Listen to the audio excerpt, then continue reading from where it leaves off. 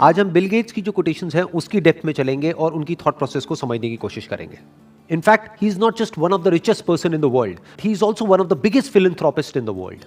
उनका जो पहला कोट है वो है, I choose a lazy person to do a hard job because a lazy person will find an easy way to do it. अब इस कोटेशन को समझने से पहले हमको एक बात समझनी होगी कि किस स्टैंड पॉइंट से कहा जा रहा है. जब तक हम किसी भी बात के कॉन्टेक्स्ट को नहीं समझते हैं और हम उस बात को एज इट इज ले लेते हैं तो हम एक बहुत बड़ी गलती करते हैं. हम क्या करते हैं, हम उसको लाइफ में हर जगह अप्लाई करने की कोशिश करते हैं. हम क्या कहेंगे कि ये बात उन्होंने कही है तो ये बात सही है. ये बात सही नहीं है, ये एक पर्टिकुलर स्टैंड पॉइंट से सही है.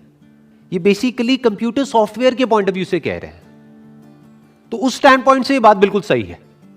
लेकिन अगर इस बात को किसी और फील्ड में अप्लाई किया जाएगा तो ये बात गलत है. फॉर एग्जाम्पल, कोई चार्टर्ड अकाउंटेंट है और उसको ऑडिट करना है किसी कंपनी में जा करके, तो उस ऑडिट को करने की कुछ गाइडलाइंस है जिसको फॉलो करना है. उसके अकॉर्डिंग एक ऑडिट की रिपोर्ट बनानी है. लेकिन अगर वो आदमी आलसी हुआ तो वो ढंग से ऑडिट ही नहीं करेगा, तो जो फाइनेंशियल्स में गलतियां हैं उसको वो पकड़ ही नहीं पाएगा. तो ये जो बात कही जा रही है, ये कही जा रही है कंप्यूटर सॉफ्टवेयर के पॉइंट ऑफ व्यू से. फॉर एग्जाम्पल, एक तरह की एक सर्च क्वेरी है जिसके ऊपर काम किया जा रहा है. तो सर्च क्वेरी को एग्जीक्यूट करने के लिए, अगर वो एक कॉम्प्लिकेटेड सर्च क्वेरी है, तो हो सकता है कोई बंदा है उसने 1000 लाइन का कोड लिखा है. लेकिन अगर कोई आलसी आदमी होगा तो वो क्या कहेगा कि यार क्या 1000 लाइन का कोड लिखना, उसी को वो हो सकता है 10 लाइन में लिख दे. तो जितना शॉर्ट कोड होता है, जितना सिंपल होता है, उतना बेटर होता है. तो सॉफ्टवेयर के पॉइंट ऑफ व्यू से ये बात बिल्कुल सही है. आईटी फील्ड के पॉइंट ऑफ व्यू से ये बात बिल्कुल सही है. वो पर्सन क्या करेगा, वो एक शॉर्टकट निकाल लेगा उसी क्वेरी को एग्जीक्यूट करने के लिए. यानी वो कॉम्प्लिकेटेड से कॉम्प्लिकेटेड काम को भी आसान बना देगा. शॉर्ट में कोडिंग करके काम खत्म कर देगा. कोडिंग क्या है? एक लैंग्वेज है, कंप्यूटर की लैंग्वेज है. जैसे हम लोगों की अपनी एक लैंग्वेज होती है. तो जो आदमी आलसी नहीं होगा वो क्या करेगा, वो बहुत सारे वर्ड्स का यूज करेगा अपनी बात को कन्वे करने के लिए. वो एक बात जो शॉर्ट में कही जा सकती है, मानो 4 लाइन में कही जा सकती है, उसके लिए वो 400 लाइन यूज करेगा. वो कई घंटे लगा देगा उस बात को कहने में. लेकिन जो बंदा आलसी होगा वो एक लाइन कहेगा, लेकिन उस एक लाइन में वो पूरी की पूरी बात सम अप हो जाएगी. बिल्कुल इसी तरह से कंप्यूटर की जो लैंग्वेज है, जिसको सॉफ्टवेयर बोलते हैं, जिसको कोडिंग बोलते हैं, उसमें ये बात 100% ठीक है. उसमें बात बिल्कुल परफेक्टली फिट होती है. तो कुछ फील्ड्स में ये बात फिट होती है, कुछ में नहीं होती है. इनफैक्ट दुनिया की हर बात ऐसी ही होती है. तो यहां से सिर्फ हमको ये नहीं सीखना है कि ये क्या कह रहे हैं, एक और बात सीखनी है कि हर बात हर जगह पे फिट नहीं होती है. चाहे वो किसी भी पर्सन ने कही हो, चाहे वो पर्सन किसी भी लेवल पे हो.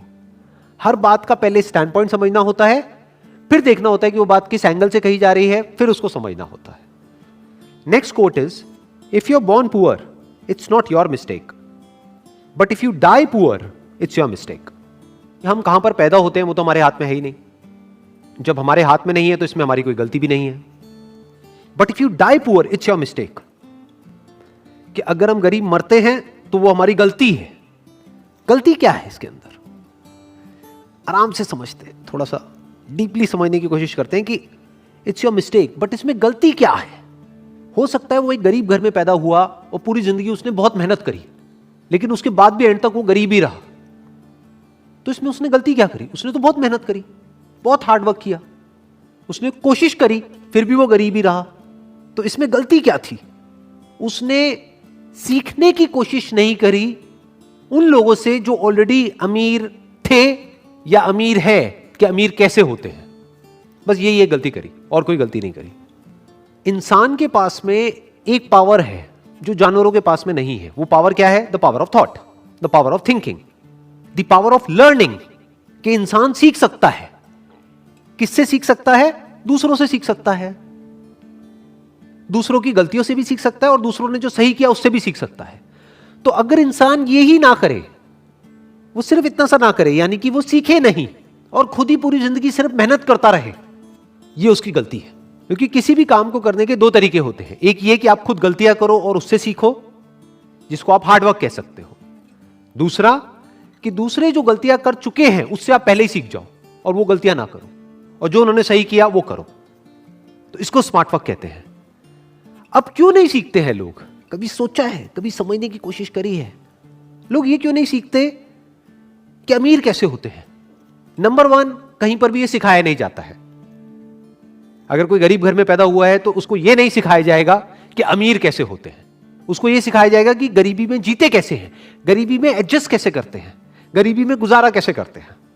और उसको जितने भी डायलॉग सुनने को मिलेंगे सुबह से रात तक, वो सारे ऐसे ही होंगे जो इसी बात को और पक्का करते चले जाएंगे और रीइंफोर्स करते चले जाएंगे कि जितनी चादर है उतने ही पैर फैलाओ। मतलब क्या कि अगर आप गरीब हो तो गरीबी में ही गुजारा करना सीखो, अपनी चादर को बड़ा मत करो, हवा में मत उड़ो, अपने पैर हमेशा जमीन पर रखो, बड़े बड़े सपने मत देखो। कोई भी आदमी अमीर या गरीब बाद में होता है बाहर की दुनिया में, पहले वो अंदर अमीर या गरीब होता है। इनफैक्ट किसी का भी आप एग्जाम्पल उठा करके देख लो जो बिल्कुल ही एक नीचे के लेवल से उठ करके पता नहीं कहां किस लेवल पे गया है। फॉर एग्जाम्पल धीरूभाई अंबानी, उनकी अगर आप स्टार्टिंग देखोगे तो बहुत ही एक छोटे लेवल से उन्होंने अपने करियर की शुरुआत करी थी, लेकिन उसको पता नहीं कहां का कहां ले गए। वो बाद में अमीर हुए, लेकिन पहले ही अपनी सोच के लेवल पे वो अमीर थे।